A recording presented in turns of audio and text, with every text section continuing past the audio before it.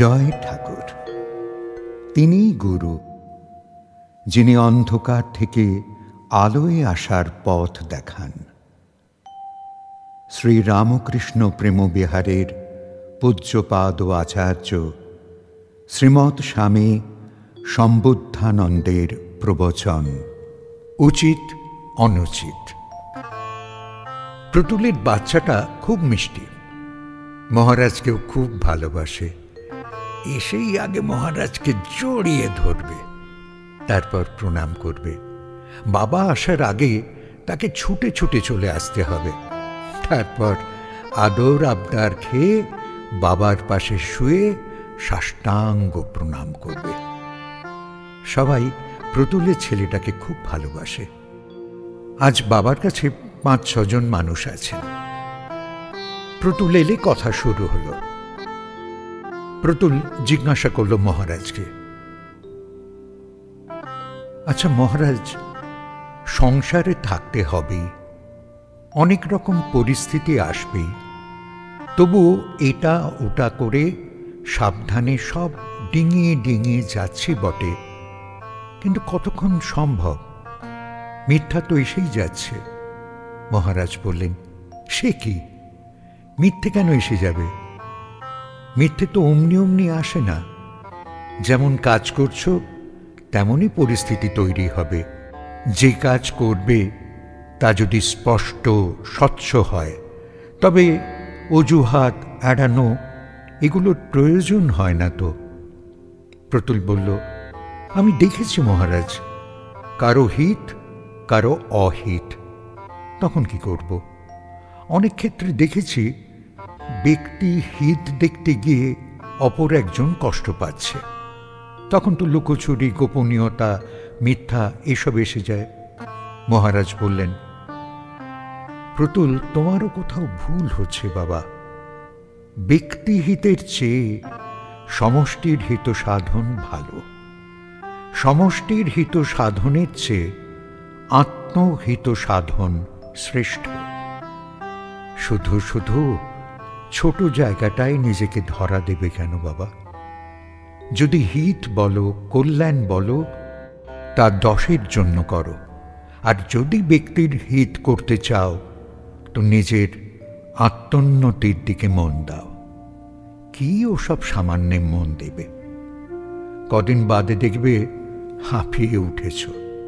আসলে যার পিছনে বিশাল নেই, সামনে বিশাল নেই, সে অপরিসরে স্বল্পে হাঁপাবে না? তবে কি জানো, তোমরা ছোট ছোট সম্বন্ধের মধ্যেই সেবা করতে পছন্দ করো, ভালোবাসতে পছন্দ করো, লেনদেনে জড়িয়ে পড়ো, আবার আত্মীয়তা বোধে পক্ষপাত দোষও এনে ফেলো। ওখানেই সবচেয়ে বড় গণ্ডগোলটা শুরু হয়ে যায়।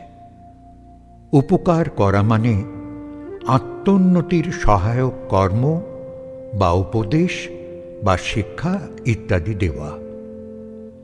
বালি মরুভূমি, যা দেবে হুস করে শুষে নেবে, দিয়ে দিয়ে শেষ করতে পারবে না।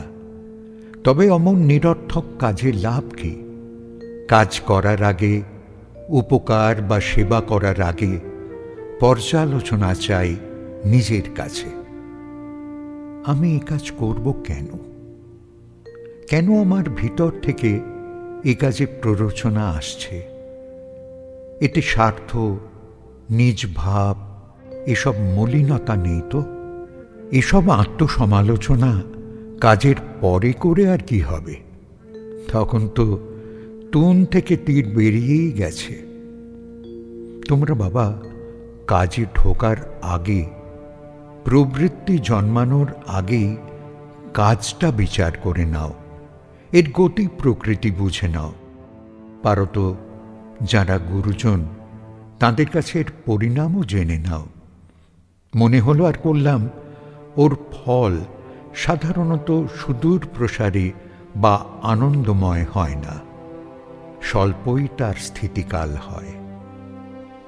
যে কর্মের আগে পিছে ঈশ্বর বা কোনো বৃহৎ ভাবনা নেই, তাই কষ্টকর, ক্লান্তিকর, হতাশারঞ্জিত। দেখো, আমার তো এত বয়স হলো, কত কাজই তো কত লোক করলো দেখলাম, হয়তো বড় কাজও করলো, কিন্তু অবশেষে দেখলাম সেই হতাশাতেই জড়ানো ওদের জীবনটা। ওরা বলতে লাগলো, যা পারলাম জীবন, অর্থ, শ্রম সব দিয়ে করলাম তো, কিন্তু আমার কি লাভ হলো? মহারাজ বললেন, আসলে কি জানো, যে কাজের সাথে ঈশ্বরকে জড়ানো হয়নি সেই কাজের ফল পাওয়া যায় না। তোমার লেখার সুবিধের জন্য তুমি তোমার খাতার পৃষ্ঠাগুলো খাতা থেকে আলাদা আলাদা করে নিলে, অবশেষে লেখা শেষ হলে সেসব পাতা আর স্টিচ করলে না, পরীক্ষকের কাছে খোলা খাতাই জমা দিলে। না রইল পৃষ্ঠার ক্রম, না রইল বাঁধনি, কি হবে? পরীক্ষক কাগজ হারাতেও পারেন বহু খাতার মধ্যে, পরীক্ষক বিরক্তও হতে পারেন, আবার পরীক্ষক ক্রম ধরতে না পেরে কোনো রকম একটা মন গড়া নম্বরও বসিয়ে দিতে পারেন। যতই ভালো লেখো, যতই ভালো নিবেদন হোক, মূল্যায়ন হবে না, হতে পারে না। যথাযথ হওয়াটা খুব প্রয়োজন। কোথায় শুরু, কোথায় শেষ, কোথায় কার উত্তর, কতটাই বা তার বিস্তার, এসব না বুঝতে পেরে পরীক্ষক নম্বর দিতে নাও চাইতে পারেন। ওই ঈশ্বর লক্ষ্যটি হল ক্রম, আর আত্মবোধটি বাঁধনি। ঈশ্বর লক্ষ্যটি চাই চাই, আত্মবোধের বাঁধনি খুলে গেলে তা ক্রম দ্বারা সুরক্ষিত থাকে।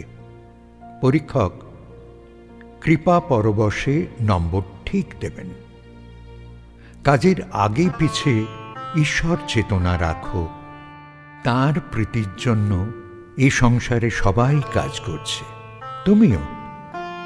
যেটা ভুলে যাচ্ছে সে হাঁপাচ্ছে আর হায় হায় হায় হায় করছে, আর যে ঈশ্বরের প্রীতি কামনায় নিজেকে উজ্জ্বল রেখে কাজ করছে, দেখো গে, সে সদা হাস্য, আনন্দময়, অক্লেশে সব কাজ করে যাচ্ছে।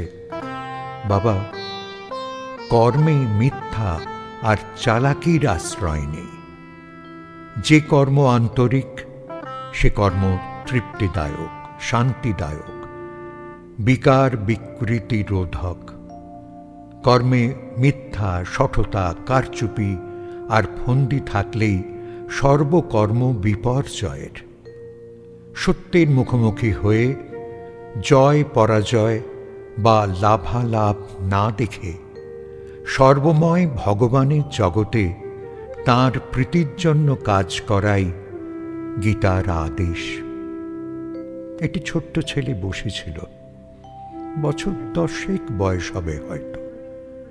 সে অসহায়ভাবে তার বাপকে প্রশ্ন করল, বাবা, তোমরা বড়রা মিথ্যা কথা বলো না, তাই না?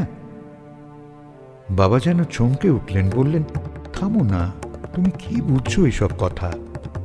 ছেলেটি বলল, বাবা, তোমরা তো কত বড়, কত কি জানো, তাই মিথ্যা কথা বলা ছেড়ে দিয়েছ।